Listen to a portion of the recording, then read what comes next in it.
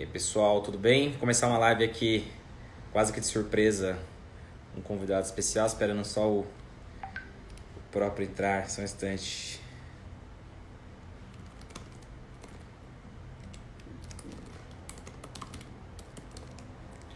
Muito bem.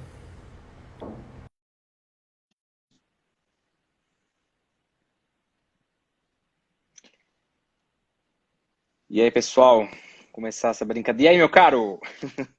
Chegou aí pra você agora? Agora chegou, agora a imagem chegou.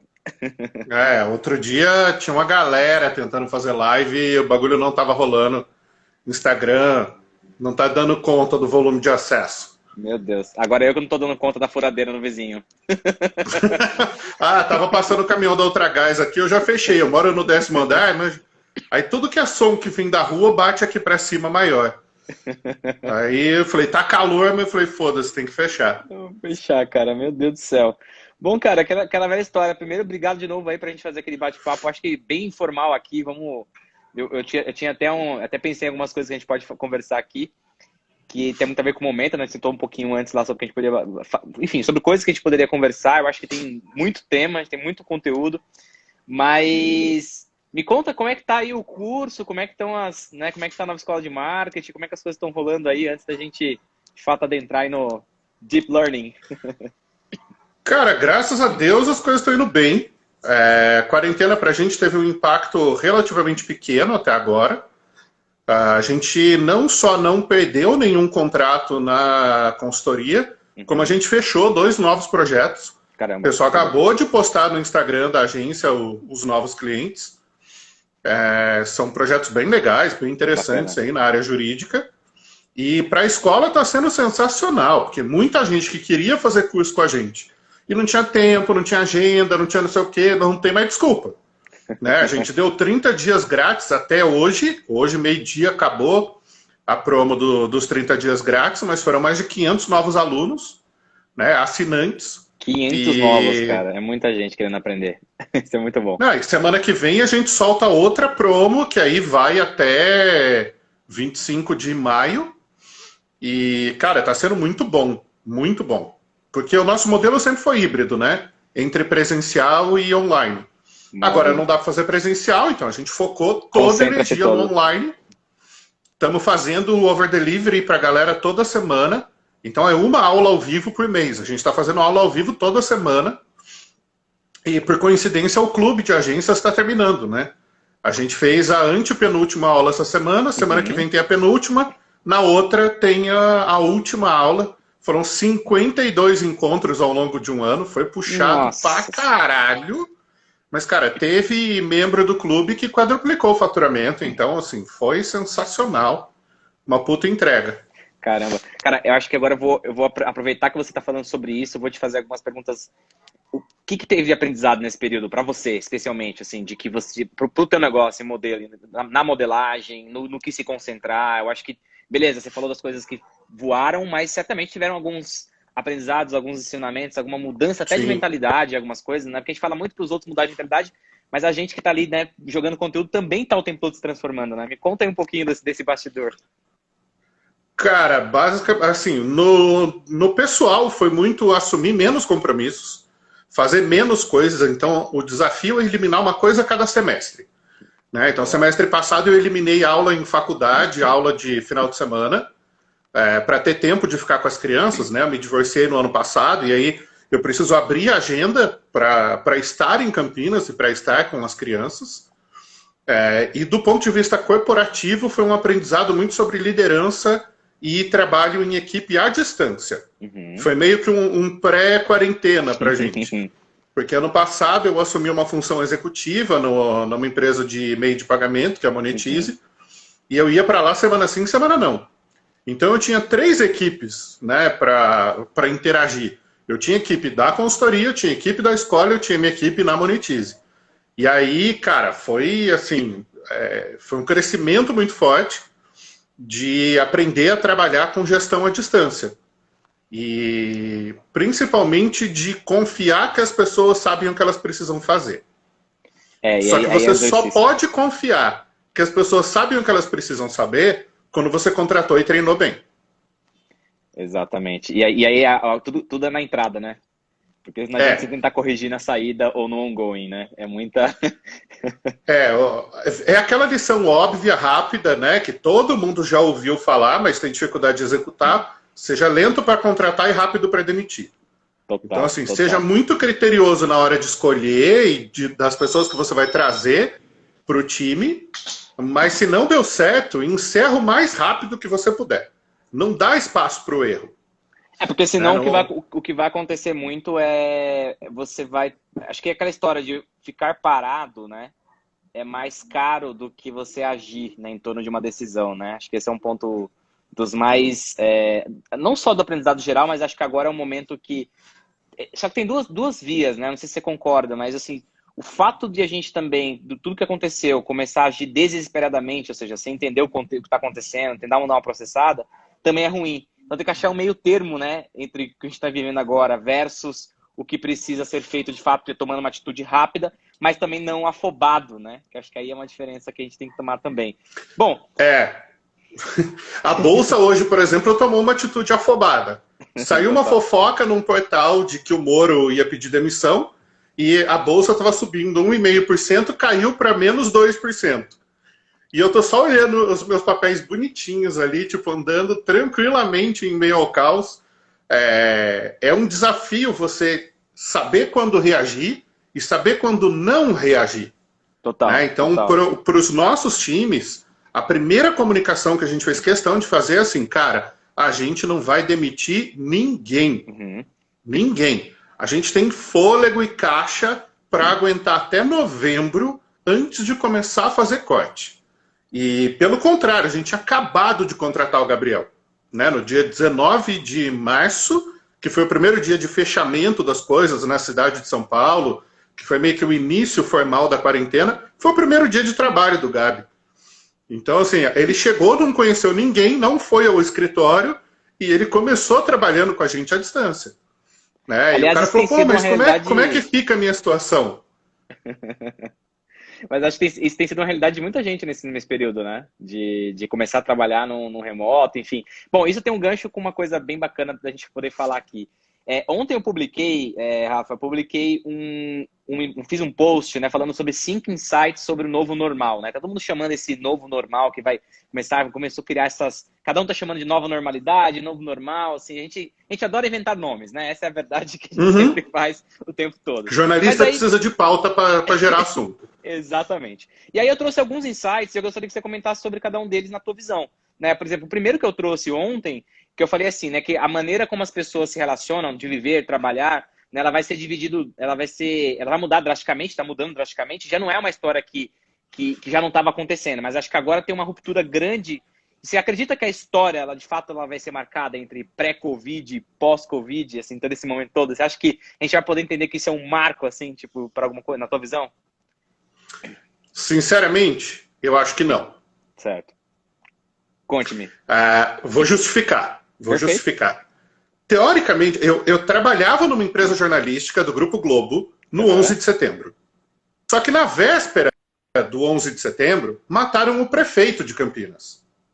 Então eu fui convocado às 5h20 da manhã para correr para a EPTV, que é uma afiliada da Globo. Eu era web designer do eptv.com, para a gente criar um hot site para cobertura do assassinato do prefeito Toninho, que era um cara muito popular na cidade. Apesar de ser do PT, era um cara bom. E aí a gente trabalhou durante 24 horas na cobertura da morte do Toninho, porque foi realmente uma coisa muito forte na cidade. No dia seguinte, depois de 24 horas de trabalho, eu juntando as minhas coisas para ir para casa, o primeiro avião bate na torre. Caraca. A gente se olhou e falou, fodeu, não tinha o que fazer. Subimos outro hot site, eu me lembro de ter trabalhado cerca de 42 horas direto. Uhum. Não lembro mais se foram 41, 42, 43, foi algo por aí. Aí chegou num limite que eu precisava de um banho, eu precisava de uma cueca limpa. E aí eu fui para casa, tomei banho, cochilei 2 horas e voltei para lá. Aí qual que era a grande discussão na época? Nossa, a segurança nos aeroportos vai crescer, né? Nunca mais isso vai acontecer. A segurança da aviação vai ter um ganho exponencial. O caralho! Hoje é muito mais, é tão perigoso quanto era na época. Não mudou nada. Eu estava nos Estados Unidos por Content Market World em 2013 e 2014. E o evento acontecia sempre 8, 9, 10 de setembro. E aí eu sempre pegava o voo da volta no dia 11.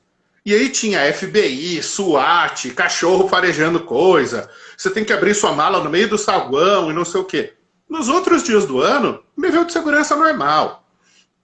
Trazendo isso para o nosso contexto agora. Vai haver uma mudança grande em alguns segmentos da sociedade, sim. Certo. Em algumas categorias profissionais, sim. Para aquelas pessoas que já têm uma afeição à tecnologia, já têm uma facilidade, isso foi um impulsionador. Mas eu não vejo uma grande ruptura, tipo pré-Covid e pós-Covid. Daqui 6 meses, a hora que a merda toda tiver passado, as pessoas vão voltar aos mesmos velhos hábitos. Vão falar cuspindo na cara dos outros, não vão lavar a mão antes de comer, vão passar a mão no corrimão e coçar o olho. Cara, as pessoas vão voltar aos velhos hábitos, porque as pessoas são assim. Né? Uma mudança de hábito é algo muito difícil de cultivar. E a sociedade como um todo tem uma dificuldade muito grande com a mudança. Muito, muito grande. Então eu não acredito nessa coisa definitiva, assim, tipo, olha, o e-commerce cresceu e depois do Covid todo mundo vai comprar no e-commerce. Cara, pega esse povo que está trancado em casa, com o cartão de crédito ali dormindo há 40 dias, a hora que abrir shopping, neguinho vai passar 3 dias dentro do shopping, filho. Aliás, em Santa Catarina abriram o shopping hoje, os shoppings ontem, né, eu acho. Nossa, tocando saxofone, tocando Titanic, a coisa mais brega do mundo, cara. Puta. Não, sinal dos tempos. Mas em Wuhan, na China, aconteceu um fenômeno desse que foi chamado de revenge shopping. Sim, né? Então as pessoas, tipo, elas iam se vingar, né? Então elas foram comprar tudo que dava para comprar. Cara, isso é o ser humano, né? As pessoas gostam disso. Eu sempre cito o exemplo da minha ex-sogra. Graças a Deus aquilo saiu da minha vida. Que ela mora em Araras, que é aqui no interior de São Paulo, ela vinha para Campinas, e aí passava em casa, queria pegar a minha filha e coisa e tal, e falava de passear no shopping. Eu falo, filha, vamos discutir. Ou é passear, ou é no shopping. Não existem esses dois conceitos na mesma frase. Não tem como. Das pessoas é assim. Né? Então, cara, alguém comentou aqui, ó, o Will acabou de falar, vai ser pior que o Black Friday. Vai ser pior que o Black Friday.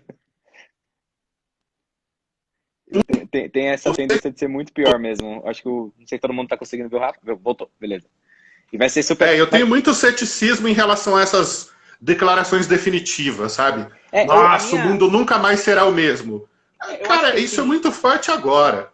Eu acho que agora eu vou trazer um pouco de um contraponto, que acho que a discussão é muito fervorosa nesse sentido. Eu acho que quando a gente fala de uma mudança drástica, e acho que pré e pós, não como uma estaca no qual, tipo, você tem um dia, né? O dia antes do lockdown, o dia depois do lockdown. O que eu tendo a pensar é que aí vamos trazer para o mundo dos negócios, né? Que ao menos muita coisa vai ser questionada e já vem sendo questionada. Se vai ser uma mudança muito abrupta, não sei. Mas eu acho que acelerou algumas coisas, saca? Expôs algumas fraquezas. É igual assim, eu falo muito sobre transformação digital, eu lido muito com projetos de empresas que precisam se transformar digitalmente, algumas se diziam, né, transformadas digitalmente, e aí quando precisou trabalhar, né, remoto, não tinha como trabalhar. Ficou 2 semanas, Rafa. Não tinha nem cadastro no Skype. Não tinha, cara. Ficou 2 semanas para começar a trabalhar. Tava preparando o terreno para começar a trabalhar, né? Então, assim, eu acredito que nessa visão a gente vai ter, sim, uma ruptura, talvez não essa ruptura, né, tão binária, mas eu acho que algumas coisas que acontecem na humanidade, elas trazem um significado que ou vira muleta, né, para a pessoa justificar alguma atitude, etc., ou vira um grande motivo, né, também, para você acelerar algumas coisas, né? Acho que mas é um ótimo ponto que você trouxe, porque traz reflexões semelhantes de outros momentos e o ser humano precisa de muito mais do que só um único evento, né? Não que esse não seja relevante o suficiente, né? Vamos dizer, se as pessoas fossem sensatas, ninguém moraria na praia. É a maior estupidez que pode existir é você morar na praia. Eu lembro de um professor de planejamento urbano, eu fiz 2 faculdades de arquitetura, não concluí nenhuma das 2, mas cursei as duas, fui casado com uma arquiteta durante 13 anos. A esposa do meu sócio é arquiteta, então assim, eu vivo cercado de arquitetos por todos os lados. E eu tinha um professor de planejamento urbano que ele dizia, nunca more no nível da água. Então assim, você não deve morar no nível do mar, você não deve morar no nível de um rio, ou abaixo do nível de uma represa, ou de uma lagoa. Por quê? Barragens arrebentam, e você pode ser... A gente viu 2 da Vale no Brasil. Tsunamis e marés altas acontecem, e rios alagam. Total. Você nunca mora no nível da água. O mínimo que você tem que fazer é morar 15 metros acima do nível da água. Se você olha as civilizações humanas antigas, nenhuma delas se estabelecia no nível da água. Nenhuma cidade romana foi fundada no nível da água. Todas elas estão metros acima do nível da água. Por quê? Porque alaga. E quem descobriu isso primeiro? Os egípcios, uma das civilizações mais antigas. Por quê? Porque o Nilo alagava violentamente, né? Ele alagava quilômetros para as laterais. Por que a marginal de São Paulo alaga? Porque aquele rio era uma serpente. Aí os caras vêm, transformam numa calha reta e asfaltam toda a lateral do bagulho. E ele é o fundo do vale. Para onde a porra da água vai? Para lá. Exato. Agora, a humanidade já tem esses conhecimentos há pelo menos 6.000 anos. Né? Já existem papiros de 4.000 e não sei quantos anos, não lembro mais, registrando essa questão. E o que a gente faz? A gente mora no nível da porra da água. Então, assim, cara, a humanidade não aprende. Entende? Ou seja, precisa de muito mais, né?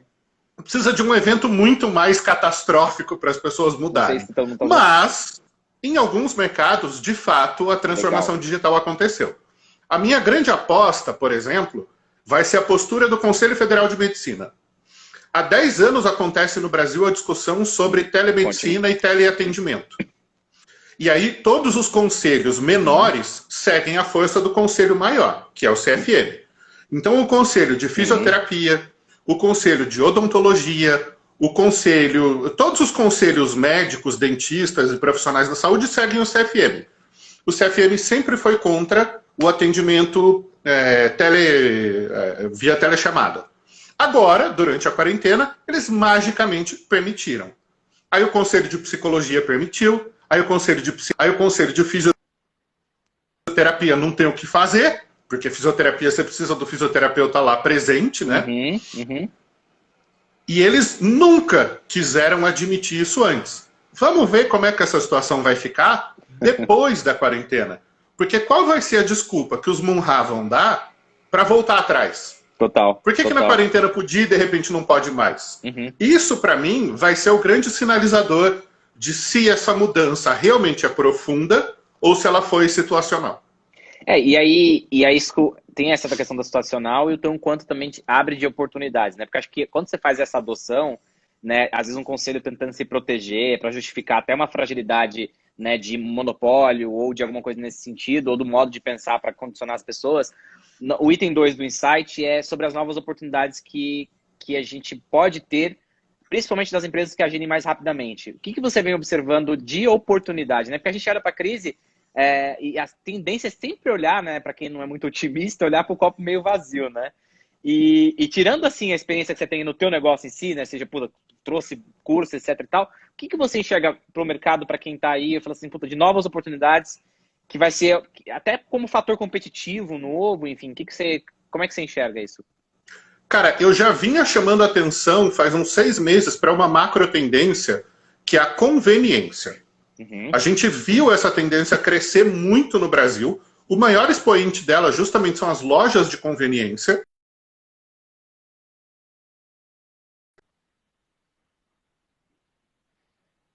Peraí que aqui travou você, voltou? Tá voltando para você aí? Para mim tá ok. Ah, voltou, beleza. Cara, isso porque eu tô numa fibra ótica de 100K, né, de 100 mega. Mas, enfim. Olha, o Ícaro é tão cretino que ele estava assistindo a gente aqui e agora ele está me mandando um WhatsApp. E aí fica entrando a mensagem dele aqui em cima. Que caramba. Lazarento. A gente estava falando de mudança de oportunidade, tá? Exato. A gente vive uma era de conveniência. Então as pessoas estão querendo muito coisas que facilitem a vida delas. A gente já tinha o iFood, a gente já tinha o Uber Eats e a gente já tinha o Rappi. Uhum. E aí o que acontece? No momento em que as pessoas ficam trancadas dentro de casa, elas são obrigadas a aderir às ferramentas de conveniência. Total. Dentro desse universo de ferramentas de conveniência está o e-commerce. Uhum. Dentro das ferramentas de conveniência está o teleatendimento. Uhum. Por que as ações do Zoom explodiram nos últimos 45 dias? Porque todo mundo, de repente, começou a assinar o Zoom. Uhum. Por que as lives se tornaram um novo horário nobre? Porque, de repente, está todo mundo assistindo live. Total. O YouTube cortou live em 4K, né? Porque ele não tem estrutura para aguentar tanta gente transmitindo por tanto tempo. Então, assim, para mim, a macro tendência que esse momento representa é tudo que você puder fazer que seja conveniente para os seus clientes é uma baita oportunidade de negócio. A minha psicóloga, por exemplo, ela é de Curitiba. A Cris Taylor, ela já me atende à distância desde agosto do ano passado. Eu não pego um voo para Curitiba toda sexta-feira para fazer uma sessão com ela. E a minha agenda é caótica. Então, um dia eu estou em Belo Horizonte, no outro em São Paulo, no outro no Quinto dos Infernos. Então, tipo, eu tenho que fazer as sessões online. E a gente sempre usou o Zoom e sempre foi muito tranquilo. A partir de agora, vários profissionais de saúde passam a ver isso como uma tremenda oportunidade de acompanhamento ou mesmo de execução das sessões. Uma série de profissionais que envolvem a área de consultoria, de gestão de negócios, de administração. Então, desde um contador até um consultor, por exemplo, como é o nosso caso, a gente ia, por exemplo, a gente vai todo mês para a Leroy Merlin para apresentar o relatório de gestão do mês. Nos últimos 2 relatórios, a gente fez à distância, logicamente. Para eles passou a ser bom, e para a gente é ótimo, porque a gente economiza 4 horas de estrada. Totalmente. Porque entre eu sair de Campinas e chegar lá em Interlagos, e sair de Interlagos e voltar para Campinas, cara, são 4 horas de estrada. E não são só as 4 horas de estrada, né? Tem o setup mental também, né? Do sair, o voltar, enfim, sabe? Que você volta exausto, né? Não é só as 4 horas de estrada. Você almoça mais cedo, aí você pega trânsito na volta, não sei quem tem horário para estar na faculdade, não sei quem tem que buscar a filha na creche. Então você fica naquele jogo mental de resolver as coisas. E aí eu vou jogar outra linha de pensamento, assim. Você falou assim que é uma coisa notória, né? A gente está falando de um horário nobre ali, né? Nas lives, por causa da internet está à disposição, as pessoas estão pegando mais delivery, conveniência. Isso esbarra numa outra discussão que é o tempo que as pessoas passam a ter mais disponível, né? Porque é o que está acontecendo. Sim. E aí vai entrar numa outra lógica, que é uma lógica talvez existencial minha, ou, né, de reflexões, que é o que as pessoas vão passar a fazer com o tempo disponível, né? Porque ter mais tempo disponível, não necessariamente o uso é de qualidade, né? Isso vai entrar numa outra esfera de discussão, que aí até uma esfera de discussão enquanto seres humanos, né, digamos assim, que esse lance da atenção, né? Porque a gente fala muito, principalmente no teu livro, no conteúdo teu, você fala muito sobre, né, a atenção como uma moeda, né? As pessoas, elas vão ficar... Como que as marcas vão ficar nessa história toda? Porque, assim, eu vou ter que fazer entrega para as pessoas como marca, cada um entregando num momento diferente, a pessoa praticamente vai estar ali só recebendo, ela vai ter que escolher o que ela quer. Será que vai ter um momento também de... Eu já sinto a pessoa tentando se desintoxicar de tudo isso também, porque você começa a também ter muito estímulo, né? Muito estímulo, né? Acho que não é de hoje, não é essa pandemia que está fazendo isso com a gente, né? É uma coisa já de longa data, né? Como que você se sente? Uma vez, quando eu entrevistei o Pierre Marcondes, né, do Meia Mensagem, ele falou assim para mim, eu tenho muito medo do que vai acontecer. Né? Ele falou para mim no ano passado, tenho muito medo do que vai acontecer. Né? Do quanto toda essa tecnologia está indo e tal. Ele falou assim, não como um olhar fatalista, né? Mas um olhar de sentimento mesmo, assim, porque a gente tem muitas incertezas. A gente está conversando aqui, né, Rafa? Mas é tudo no aspecto assim de... A gente não é mãe de Ná, a gente não tem uma bola de cristal para definir o que vai acontecer. São percepções. São percepções, né? Claro que assim, a humanidade ela tem alguns aspectos previsíveis, né, de comportamento, né, que se repete, etc. Dá para você ter um range ali. Mas você sente que essa reflexão ela vai ficar mais forte ainda, porque putz, agora a gente está sendo obrigado a, de fato, a olhar para o digital, ficar ali e agora está ali. Ou a gente usa o digital ou a gente não está conectado com o mundo, nem conexão do ponto de vista tecnológico, estou falando de conexão do ponto de vista de amizades, de qualquer outro nível. Você acha qual Qual o seu sentimento, cara? Acho que essa é real, assim. Você falaria a mesma coisa que o Pierre falou? Tipo, estou com medo? Ou não? Cara, eu não tenho medo porque eu tenho uma descrença profunda na humanidade. Eu acho que a humanidade tem que Isso é acabar. ótimo. Deus já esqueceu de mandar a porra do meteoro algumas vezes, sabe? Eu já sobrevivi a 7 fins do mundo e eu só tenho 40 anos. Tipo assim, não tá certo isso. Já tinha que ter acabado essa birosca. Mas assim, a maioria das pessoas simplesmente não pensa sobre isso. Uhum. A existência do ser humano é medíocre porque ele é o único animal na face da Terra que tem consciência que vai morrer. E aí ele precisa justificar um motivo para estar vivo. Ele precisa arranjar um significado para a vida. Uma vaca nasce, come, bebe, caga até morrer e morre. Fim. Ela não precisa pensar por que ela está viva. Uhum. Né? O seu passarinho nasce, você enfia ele numa gaiola, dá o piste para ele a vida inteira, de vez em quando ele dá umas piadas, ele morre e acabou. Aquilo é a vida para ele. A bosta do ser humano, não. O ser humano ele precisa de um significado, ele precisa justificar a existência dele, ele precisa se reportar para uma entidade metafísica, ele precisa arranjar explicações, ele precisa se sentir culpado, ele precisa chorar a morte de alguém que vai. Cara, uma matilha tá andando, morre um bicho, eles olham e falam, já era. E continua, filho. É a vida que segue, né? Tipo, ninguém faz uma cerimônia de despedida porque um bicho morreu, né?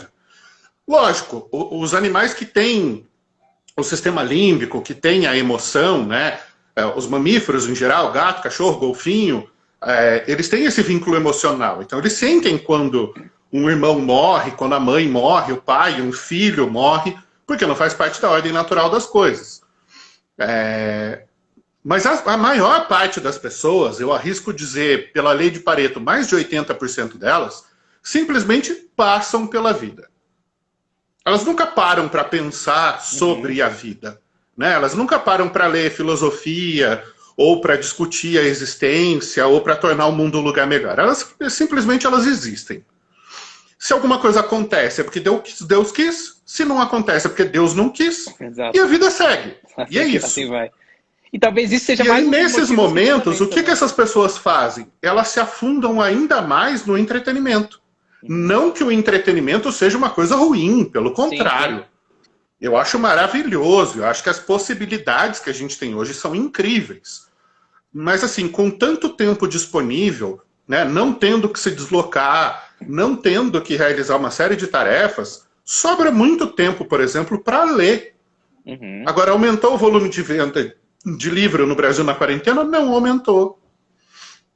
O que as pessoas estão fazendo? Assistindo live de sertanejo, vendo BBB e lendo fofoca em portal, sabe? Continua sendo a mesma trivialidade, só que agora a trivialidade tem mais tempo para acontecer. Algumas pessoas são impactadas? Sim.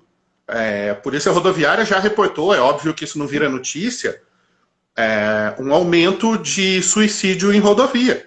Uhum. Né, em que as pessoas dirigem em alta velocidade contra uma ponte ou contra uma ribanceira para se matar.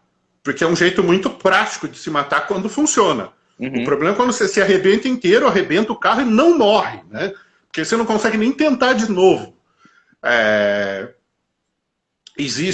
Eu tenho contato com muitos psicólogos, né? Eu tenho muitos amigos da área de saúde mental, e todos eles têm relatado um declínio nas condições psíquicas dos pacientes e nos hospitais.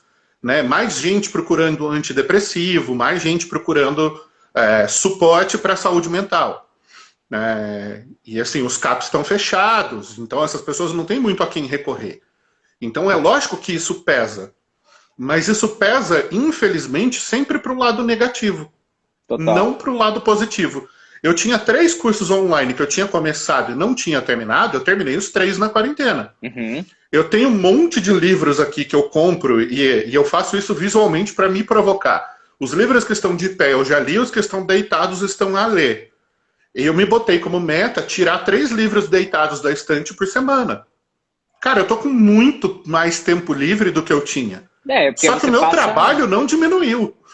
Meu trabalho aumentou até. Né? Essa que é a questão, né? Cara, mas você citou um ponto muito legal, assim, que é o terceiro insight, né? Que é sobre eu comecei falando aqui do lifelong learning, né? Que é aquela terminologia no sentido de que tem muito a ver com o que você faz, né? Que é a educação, tá muito na tua veia a educação.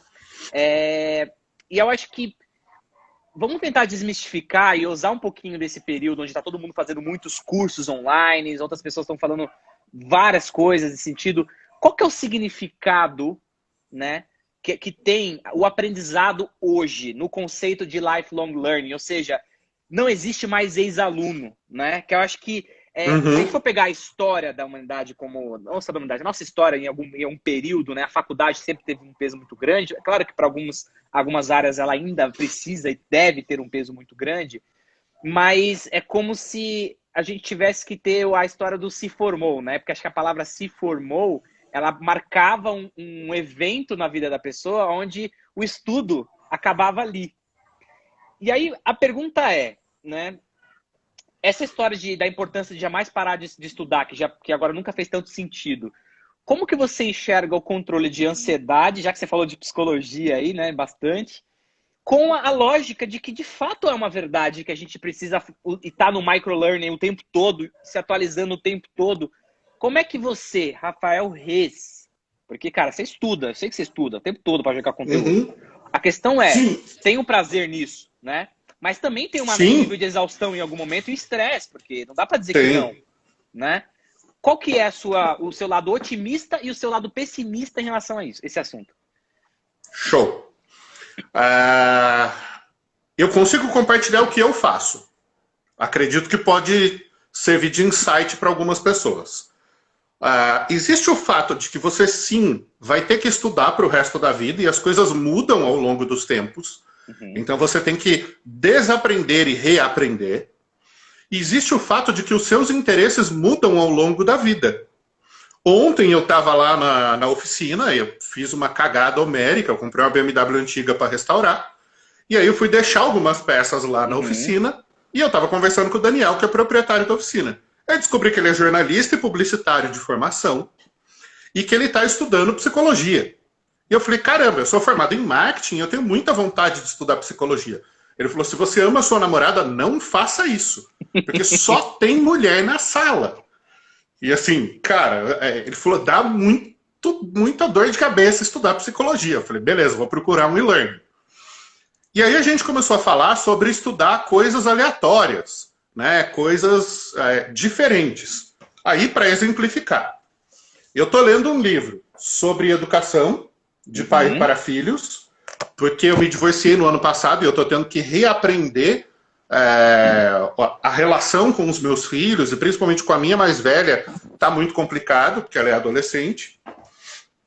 Eu estou lendo muita filosofia, isso aqui é Epiteto, a arte de viver, que eu estou relendo o trecho sobre a morte, e eu estou estudando Microbioma, não sei se dá para ver direito aí, que é um livro sobre como o seu intestino processa os alimentos, e eu venho numa briga com a balança há muitos anos, né? Não pela questão estética, mas pela questão de saúde. Porque meu pai é cardíaco, já tem 2 cirurgias, o meu avô morreu de infarto, meu outro avô morreu de infarto, eu tenho 2 tios infartados e todos eles têm problemas inerentes. E aí, pesquisando, ouvi falar da microbiota, porque eu fui fazer um curso de neuromarketing, e aí eu descobri a história dos alimentos no intestino, e aí eu descobri que a serotonina é produzida no intestino. E eu tenho uma deficiência, eu tenho um problema psiquiátrico que se chama distimia, que é uma depressão crônica não grave. Ou seja, ela não tem cura, ela sempre vai estar comigo até eu morrer, mas ela não é incapacitante. Eu chamo de doença do cuzão, porque você acha tudo chato. A vida toda é chata. Assim, tudo é cinza, tudo é sem graça. Boa parte do meu ceticismo vem disso aí. E eu tomo um remédio que é um redutor da recaptura da serotonina. E aí eu fui estudar por que eu tenho que diminuir a recaptura de serotonina e como que eu posso produzir mais serotonina. E aí eu descobri que eu tinha que trabalhar a minha alimentação para que o meu intestino funcionasse melhor, para que o meu cérebro funcionasse melhor. E aí eu falei isso muito com a minha psiquiatra. Eu falei, Flor, deixa eu te explicar uma coisa. Eu dependo do meu cérebro para viver. eu posso ser feio, eu posso ser gordo, eu sou cego de um olho, eu posso ficar surdo, que não tem problema, eu continuo trabalhando. Mas se eu ficar burro ou lesado, eu tô fudido. Porque meu trabalho é 200% intelectual. Então, assim, não me dê um remédio que a longo prazo possa me deixar lesado. Porque isso vai gerar uma série de problemas para a minha vida. Uhum. E eu tenho muita gente que depende de mim, eu sustento muita gente, da família, enfim. Então, assim, o meu jeito de lidar com lifelong learning é abrir o leque de interesses. Né? É olhar para mais coisas e falar assim, porra, eu tenho 40 anos, o que é que eu posso aprender com 40 anos? Bom, eu posso aprender mais sobre filosofia, porque é um assunto que me interessa desde o colegial. Eu posso aprender como ser um pai melhor para os meus filhos, porque eles merecem.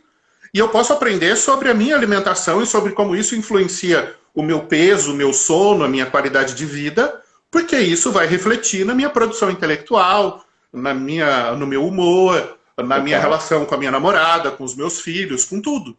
Então, assim, nenhum desses assuntos tem relação direta com o meu trabalho. Uhum. Mas todos eles fazem com que eu trabalhe muito melhor. E a única coisa que eu sei fazer direito na vida é trabalhar. Eu dirijo, mas eu não sou nenhum piloto. Né? Eu dou aula, mas eu não sou nenhum mestre em dar aula. Assim, o que eu sei fazer é trabalhar. Tipo assim, tem várias coisas. Eu cozinho. Eu tenho aprendido a cozinhar muito e tenho gostado de cozinhar. Mas eu tô longe de ser um chefe.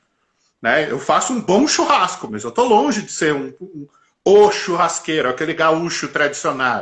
Então, na tua visão, você acredita que essas habilidades, vamos pensar o seguinte, né? Acho que a gente passa boa parte do nosso início de carreira, provavelmente, nos especializando tecnicamente, né? Trabalhando ali a nossa especialização, e me soa, observando alguns padrões, não só os padrões que eu adotei na minha vida, mas quando eu observo bons profissionais como você também adotando, é o quanto o conhecimento horizontal se faz necessário, né? Para que a gente consiga, inclusive, exercer melhor o nosso conhecimento vertical. Né? Acho que essa é uma coisa muito... Eu tenho visto isso muito nitidamente, e aí eu chego a algumas conclusões, aí eu queria te perguntar como você pensa isso, de que cada vez mais não é mais sobre o quanto conhecimento técnico você tem, né? Porque a disponibilidade de conhecimento cadenciado e previsível está disponível em abundância, né? Sim. Então o professor, ele deixa de ter uma função de transferir o conhecimento, né? Ele passa a ter uma função de mediar, ele passa a ter uma função de curar, ou tem outra função. E aí eu percebo que uma das habilidades que me fez crescer profissionalmente exponencialmente, eu digo, quando eu falo, cara, o que eu tenho de diferença de conhecimento técnico de hoje, porque eu tinha de conhecimento técnico para, sei lá, 5 anos atrás? Talvez tenha tido alguma melhoria. Eu duvido que não tenha. Mas eu percebi que o que fez diferença, de fato, foi quando eu comecei a olhar para as habilidades sutis, né? Para as chamadas soft skills. Quando eu comecei a observar, a me perceber, né? Eu acho que quando você falou de fazer terapia, isso parece um puta de um papo motivacional. Eu sei que você não é o cara que gosta de papo motivacional. Eu também não sou muito esse cara. Só que a gente tem que entender que essas coisas não tem a ver com papo motivacional. Tem a ver com coisas que fazem o teu cérebro funcionar de um jeito correto, de um jeito melhor. E essas habilidades, assim, né, ajudam a gente a poder exercer melhor as funções, cara. Né? Inclusive de relacionamento. E não só, né? Você é um ser humano completo. Né? Um porteiro é porteiro 8 horas por dia. Nas outras 16, ele é o Juscelino. Eu sempre lembro do Juscelino, porque ele era o porteiro lá do prédio quando a Carolina nasceu, e ele sempre foi extremamente carinhoso, sempre muito cuidadoso com ela, especialmente. Cara, eu sou o profissional Rafael Reis das 8 às 18. Das 18 às 8, eu sou o pai da Carolina e do Pedro. Eu sou o namorado da Carla, eu sou o filho do Gaspar e da Thelma. Eu sou o neto da dona Dalgisa, sabe? Eu sou um ser humano. E se aquele ser humano não for interessante, como é que eu vou aguentar conviver comigo? Total. Sabe, eu tenho uma prática de ficar sozinho, pelo menos uma vez ao dia, que eu trago desde a adolescência, quando eu conheci o Tantra Totem do Dalai Lama. E uma das premissas que ele coloca lá é isso: pelo menos uma vez ao dia, passe 1 hora só com você. E, cara, eu passo muito tempo sozinho. E, assim, como é que eu suportaria viver comigo se eu fosse chato pra caralho? Exato. Então, assim, eu preciso ter alguma coisa para debater internamente E aí entra o crescimento como ser humano. Para que eu seja um bom líder para minha equipe, eu preciso ser um bom ser humano. Para que eu seja um bom exemplo para os meus filhos, eu tenho que ser um bom ser humano. Para que eu tem uma outra frase que eu gosto muito, que é assim, você só aprende a ser filho quando se torna pai. Uhum. E você só aprende a ser pai quando se torna avô. Cara, eu percebi mudanças radicais na visão de mundo do meu pai quando a Carolina nasceu. E eu percebi mudanças radicais na minha visão de mundo quando a Carolina nasceu. Uhum. Eu aprendi a ser um filho melhor para os meus pais. E os meus pais aprenderam a ser pais melhores para mim e avós para a Carolina. Então, assim, existe um impacto disso tudo. E aí, esse lifelong learning é assim, cara, o sábio nunca diz que ele está pronto. Uhum. Né? Se você conversa com qualquer sacerdote, em qualquer disciplina, não interessa qual seja, né? Você pode ir numa sinagoga, você pode ir numa igreja, você pode ir num templo, você pode ir em qualquer lugar, independente da fé que a pessoa siga. O sacerdote que está lá, ele nunca se julga pronto. Você nunca vai conversar com um padre, por mais que ele tenha 95 anos, e ele vai dizer, eu sei tudo sobre a Bíblia. Ele vai dizer, eu ainda estou aprendendo sobre a mensagem de Jesus. Eu ainda estou aprendendo sobre Deus. Ele nunca se coloca como pronto. Se você conversa com um monge budista, ele fala, quanto mais aumenta o meu conhecimento, mais vasta fica a minha ignorância. Né? Porque eu passo a conhecer mais coisas que eu desconheço. E em todas as fés, digamos assim, isso acontece. Né? Isso existe no Torá, isso existe no judaísmo, isso existe em todas as religiões, em todas as fés. Então, é justamente para mostrar isso, cara, não adianta você ser um baita agricultor se você for ignorante com a sua esposa. Total. Não adianta você ser um ótimo professor se você não liga para sua mãe. Né? Não adianta você ser o melhor cirurgião da... Que travou. Aqui tá normal, mas o pau é o Instagram. Maravilha. Então, assim, eu vejo essa coisa como... Existem os desafios profissionais, e aí você tem que se colocar metas anuais. Esse ano eu quero ir para 2 congressos, esse ano eu quero ler 5 livros sobre o meu trabalho, esse ano eu quero fazer curso com um profissional que eu admiro, e coisa assim. Isso é importante para você continuar melhorando ao longo da carreira, mas quanto mais as décadas avançam, e profissionalmente as minhas só avançaram 2, eu ainda vejo 3 pela frente, né? Eu não pretendo parar de trabalhar antes dos 70 anos, eu só não pretendo chegar vivo até lá. Você se interessa mais pelas pessoas do que pelas técnicas. Porque as técnicas não mudam tanto, mas as pessoas mudam pra caralho, né? E sabe o que é um negócio louco dessa história toda? É que a gente leva um tempo para perceber isso, e aí é só o tempo, né? Mas tem um outro aspecto prático para quem está tentando entender exatamente, né, num exemplo que a gente está falando. Eu iria num nível assim mais simples, que é do tipo, quando o cara é muito ranzinza, ele reclama demais, eu nem vou na explicação, hein, Rafa? Não vou na explicação heurística ou uma explicação de energia. Eu vou numa explicação muito básica do tipo assim, você é um cara que só reclama na frente dos outros, assim, o tempo todo. Digamos assim, você fala porcaria que não tem, que não agrega.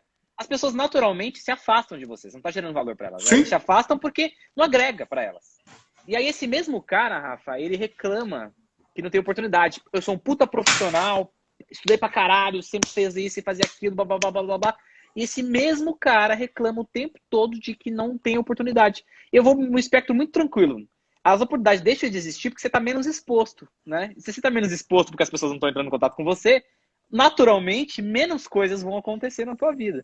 Então, eu tendo a ser mais pragmático na explicação, né? Minha explicação é muito menos energética e mais assim, cara, é tipo 0-1, assim. Ou você faz isso aqui, vai acontecer isso aqui. Então, quando eu falo desenvolvimento de soft skill, o que eu tô querendo dizer também é que boa parte do que a gente faz aqui, isso que a gente está fazendo aqui, Rafa, é uma troca. Então, isso aqui tem uma troca de valor. Eu estou tirando algum valor, você está me gerando algum valor. Isso aqui não tem a ver com a técnica. Isso aqui tem a ver com alguma conexão que a gente está criando que, aliás, para a gente estar fazendo essa live aqui hoje, em algum momento da nossa amizade, vamos chamar assim, nos últimos anos, a gente teve troca. Entende? Sim. Porque eu acho que aí algum valor, mínimo que seja, foi gerado. E foi trocado. Né? Acho que esse é o ponto. Só que o ponto é, você só consegue fazer isso quando você desenvolve a habilidade de se relacionar, né? É muito menos de eu chegar ali e falar assim, ô Reis, pelo amor de Deus, faz isso aqui por mim, né? Que é até a questão do gerar valor, né? Que as pessoas pedem, mas não conseguem entrar num diálogo, né? Não conseguem entrar num diálogo de entrega de valor. O mesmo princípio que ela fala no discurso para o cliente dela, quando você vai fazer network, fazer contato, é a mesma coisa, gente, saca? Então, as habilidades interpessoais, elas são tão importantes nesse século, muito mais importantes, inclusive, do que a habilidade técnica que você aprende assim, ó. E acho que essa é uma premissa para contratação também, né, Rafa? Não sei como é que você habilita essas contratações, mas a gente tem aquela máxima batida, mainstream, que é contrate, né, pelo aspecto técnico e acaba se demitindo pelos aspectos, né, comportamentais, né? Muitas vezes acontece isso. Então, cara, tenta olhar muito pro comportamento na hora da contratação também, né? Que eu acho que esse é um ponto importante, né? Você usa muito dessa premissa? Como é que você... Não, na verdade, assim, pra gente tem dois parâmetros aí. Eu tenho as equipes que trabalham internas, né? E aí estão convivendo ali no escritório e coisa e tal. E eu tenho muita equipe remota, tanto na escola quanto na consultoria. A gente tem umas 40, 50 pessoas remotas, que a gente nunca viu a cara delas. Uhum. E o relacionamento é sempre muito técnico, né? Ele é muito focado só na produção. Mas hoje isso tem se tornado mais importante. Não era um ponto de atenção até 2, 3 anos. Conforme o time vai crescendo e vai se formando aquela cultura daquele grupo, né, isso vai se tornando mais relevante. Eu não prestava atenção em aspectos de liderança até que eu fui obrigado a assumir uma posição de liderança e liderar 50 pessoas do dia para a noite. E montar um time em 2 meses para tocar uma operação de dezenas de milhões de reais.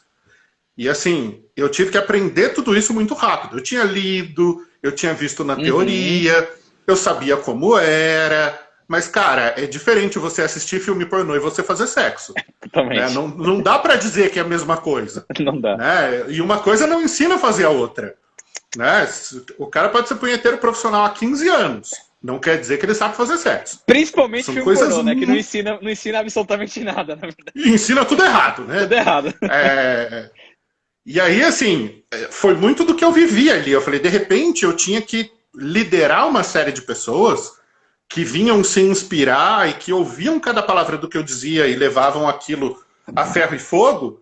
E eu estava acostumado a lidar com gente que interpretava, que discutia, que compreendia as coisas. Né? E ali, de repente, eu não tinha mais esse papel. Então, isso passou a ser uma coisa relevante. Passou a ser um aspecto para o qual a gente olha. Mas para mim ainda é um aprendizado, não é uma coisa natural. É uma coisa que eu tenho que me forçar a fazer. Na hora de lidar com os alunos é de um jeito, mas na hora de lidar com a equipe, com os funcionários, é diferente. Eu tenho que considerar outras coisas. É muito diferente, na verdade. Eu acho que até essa leitura toda do que a gente está tendo, né, de comportamento, de soft skills e coisas que estão latentes o tempo todo aí sendo discutidas, são habilidades que você tem que até avaliar, né, Rafa? Se você está disposto a isso. Porque às vezes o cara na posição de líder e muitas vezes o cara ele tem que ter uma disposição, porque assim, é uma escolha que às vezes você fala, puta, caiu no meu colo, você falou, né? Mas assim, se a tua curva de adaptação ela é muito alta, você vai ter muita fricção, muita fricção. E aí é uma escolha que tem que ser feita. Você está disposto na posição de assumir? Porque tem duas coisas distintas, né? Às vezes quando você fala de o empresário, né? Como ou o acionista ali da empresa e o líder, são duas posições diferentes. Né? Às vezes o cara é muito empreendedor, mas ele não é líder, né? As pessoas às vezes não colocam tudo muito na... Tem uma frase antiga que eu gosto, que é assim, se você pegar o seu melhor vendedor e promover ele a gerente de vendas, você perde um ótimo vendedor e ganha um péssimo gerente. Total. Porque não fica que o cara ser bom em uma coisa, ele é bom na outra. Né? Se você pega um ótimo cirurgião e você bota ele para ser o diretor do hospital, você vai ter uma bosta de hospital e você vai perder um ótimo cirurgião. Total. Ele não foi treinado para aquilo. Eu tenho um amigo que é cirurgião bucomaxilofacial. Eu sempre gosto de falar essa palavra porque eu treinei para falar essa palavra. Eu fiquei pensando que deixa eu anotar essa palavra para falar aqui, puta merda. E ele fala, cara, eu fui treinado para costurar gente. Eu trabalho em pronto-socorro, em emergência. O cara enfia a cara no airbag, capota o carro, chega aqui todo desfigurado e eu reconstruo a cara dele. Eu fui treinado para isso. O meu negócio é sangue, bisturi e carne, velho. Aí você me manda planilha de Excel. Aí eu tenho que fazer escala de plantão. Eu tenho que encomendar material cirúrgico. Cara, eu não fui treinado para isso. Eu sou médico. Eu não sou administrador de hospital. E é uma crise que a gente vê muito grande, né? A gente está passando por uma crise dessa. O ministro da Saúde caiu porque ele era um cientista e ele estava fazendo uma abordagem científica. E a gente tem um presidente que quer uma abordagem gerencial, e o cara não era um gerente. Né? E aí você fala, porra, o que é melhor? Eu ter um administrador na área da saúde ou eu ter um médico? Né? Como é que eu organizo isso tudo? Então o país está assistindo essa transição porque não é uma decisão fácil, não é uma escolha fácil. Eu tenho um primo que progrediu muito dentro do Itaú na área de atuariedade, né? Ele calculava risco de seguro, e aí ele foi alçado por uma posição de liderança. Ele falou, cara, eu fiz mestrado em estatística, doutorado em estatística, o meu trabalho é estatística, não é lidar com gente, não é ficar motivando gente. Cara, meu trabalho é calcular risco de seguro, cara. Eles não querem me voltar para a minha posição anterior, ele prestou concurso, passou na Embrapa, e hoje ele trabalha com melhoria de produtividade de pequenas propriedades agrícolas. E aí ele se relaciona com os donos das propriedades, e ele passou a gostar de relacionamento, porque ele vê o trabalho dele como estatístico melhorando a vida de famílias que têm pequenas propriedades. Mas ele aí aquilo mexeu com a cabeça dele. Mas não liderar um time de estatísticos. Total. Ele falou, cara, eu nunca quis ser líder na minha vida. O meu trabalho é de bastidores, me deixa lá no fundo com a porra do meu computador, com as minhas planilhas. Não enche meu saco. Não quero ter que vestir gravata, não quero ter que dar bom dia sorrindo. O meu trabalho não é esse. Né? É muito gostoso conversar com esse meu primo, porque ele tem uma visão muito humanitária das coisas, mas ele fala, eu não sou um cara sociável, eu não gosto. O meu papel é ficar no cantinho. Né? Isso precisa ser respeitado, né? Eu quero entender a própria natureza, sabe? Sim. Tem gente que nasceu para ser maestro, tem gente que nasceu para tocar violino, tem gente que nasceu para o sopro, tem gente que nasceu para ouvir música, não vai tocar porra nenhuma. Eu amo música, eu não vivo... Eu brinco assim, eu falo que eu sou ateu, que eu não acredito em Deus, mas eu tenho umas conversas interessantes com Deus, né? Eu falo, cara, se tiver que me fuder, me deixa cego, mas não me deixa surdo. Porque, cara, eu consigo sobreviver sem a visão. Eu já vivi metade da minha vida sem a visão de um olho. Eu me viro. Mas se eu ficar surdo, eu morro. Eu morro. Não dá. Viver sem música não dá. Só que se você pedir para eu diferenciar um Lá, um Mi e um Sol, eu não sei. Eu gosto de ouvir música. Eu não quero entender como a música é feita. Né? Eu não quero saber o que é o baixo, o que é a guitarra. Eu gosto de botar a música e ouvir. Só isso. Aí meus amigos vêm, não, você tem que trocar por LP, porque o som é não sei o quê. Eu falo, cara, eu gosto de ouvir música, eu não vou discutir aspectos técnicos de música. Eu gosto de ir pro show, encher a cara e ver os músicos tocando. É isso, cara. Tipo, não complica a minha vida, manja. Carro antigo também, tipo, comprei o carro para restaurar agora. Eu chego lá, o cara fala, não, porque tem isso, porque tem a taxa de compressão, porque tem a biela. Porque... Eu falo, cara, eu gosto de dirigir. Eu quero sentar no carro e dirigir. Então, assim, você deixa o carro o melhor que der para deixar, me passa o quanto custou, eu dou um jeito de pagar. Mas, assim, não vem discutir comigo a taxa de compressão do motor. Eu não sou engenheiro mecânico, eu gosto de dirigir. Fim. E aí a conclusão disso tudo gente, assim, é olhar para o que você tem de melhor, das competências que você tem de melhor, e acho que principalmente o perfil.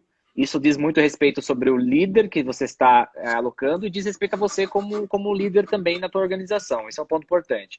Daí, Rafa, para a gente caminhar um pouquinho pro finalmente, porque daqui a pouco a gente vai ser derrubado de qualquer forma, né? Eu falo que eu prefiro o YouTube, velho. O YouTube nunca me derrubou na vida. É verdade. Agora o Zuckerberg não. É foda. Eu não confio nesse cara aí. Realmente é muito isso. O ponto para a gente ir finalmente aqui, o que você... o que tá rolando de muito bom lá na nova escola de marketing? O que é o curso? Conta aí para quem está assistindo e não está no curso ainda. O que a gente pode esperar lá do curso? Tipo, pô, vi que tá bombando, cara. Agora eu preciso entender o que dá para encontrar lá dentro desse curso. Cara, o que a gente fez foi tentar traduzir o marketing numa linguagem para leigos. Eu me lembro, quando eu comecei a carreira, eu palestrava muito em evento técnico e falava sobre SEO. E aí a gente ficava discutindo lá link building, link juice, renderização de código e aquele papo todo tecniquez. E um ser humano normal não entendia o que a gente estava falando. E aí, quando eu ia palestrar para o Sebrae, ou quando eu ia palestrar numa associação comercial, as pessoas ficavam perguntando o que era aquilo tudo, né? O que era SEO, o que era Google AdWords, se eles tinham que ter uma fanpage, coisas assim. Eu falei, cara, eu preciso conseguir falar na linguagem das pessoas. Eu passei 10 anos desenvolvendo a habilidade de falar com as pessoas comuns. Quando eu escrevi o livro, eu não escrevi um livro técnico. Eu não escrevi um livro para profissionais de mídias sociais, ou para profissionais de marketing de conteúdo. Não é um livro para profissionais. É um livro para dono de empresa, para empreendedor. Hoje em dia eu tenho muito leitor, por exemplo, o advogado, porque os caras precisam aprender a fazer marketing jurídico. E como a porra da OAB proíbe tudo, né, para fazer uma baita reserva de mercado para os velhos, porque eles não conseguem se reinventar, e o direito como a gente conhece hoje não vai existir daqui a 10 anos, ele vai ser completamente diferente do que é, assim como a medicina. Eles recorrem ao livro como ferramenta de aprendizado para isso. E aí a gente criou um produto por assinatura, que é o Essencial de Marketing Digital, em que a gente fala sobre tudo que é essencial, né, sobre tudo que você tem que saber para conseguir usar marketing de uma forma estratégica para o negócio. Então eu falo de aspectos humanos, de se relacionar com os clientes, de olhar para o cliente como um ser humano, de entender as necessidades, as ansiedades desse cara, mas sim aquela conversinha mole de gatilhos mentais, de manipulação. Não, é assim, cara, é um marketing de gente para gente, sabe? E a gente tem as aulas técnicas que ensinam a fazer um funil de vendas, rodar uma campanha no Facebook, rodar uma campanha no Google, fazer um blog, coisa e tal. Hoje a gente tem uma comunidade de 500 assinantes e até o fim da quarentena a gente quer passar de 1.000. E aí chegar no Natal com 2.000 assinantes. Isso é plenamente possível. O livro no Brasil vendeu 12.000 cópias, em Portugal mais 2.000. Então, existe gente interessada nisso. E a gente tentou fazer o menor preço possível. Né? A gente fez um cálculo louco lá para chegar nesse preço. E aí o negócio custa R$77. Então, assim, é muito barato. Tem 100 aulas gravadas lá dentro. Todo mês a gente coloca mais 4 aulas, que é para resolver aquela ansiedade das pessoas se sentirem atualizadas. Então, toda semana tem uma aula de 15 a 30 minutos. A gente tenta não ser muito prolífico, não ficar falando demais, vai direto ao ponto. E uma vez por mês a gente faz uma aula ao vivo para tirar dúvidas com os alunos. E é muito legal, porque é tudo muito informal. Né? Então, a gente dá aula de camiseta, a gente responde mensagem de madrugada. Então, assim, é muito conceito de comunidade mesmo. E é um produto que eu tenho um baita orgulho de fazer, porque eu sinto que a médio prazo ele vai ter um impacto muito grande no cenário de marketing no Brasil. O que a gente pretende ter é a melhor escola de marketing digital do Brasil. Muito bom. Eu não quero ser a maior, eu não quero ser a mais famosa, eu não nasci para ser guru. É assim, cara, eu quero ser a melhor escola de marketing. O cara quer aprender marketing, ele vem estudar com a gente. Legal. E não é, eu tenho 30 anos para fazer isso. Ótimo. E não é sobre ter um curso, né? Pelo que eu estou entendendo, cara, é mais que um curso. A entrada, é o passe para uma comunidade, né? De conhecimento, né? No caso constante, né? Então, cara, bom, a gente provavelmente deve ter uns 2 minutinhos, a gente já vai ser derrubado, que já deu até 1 hora já de live.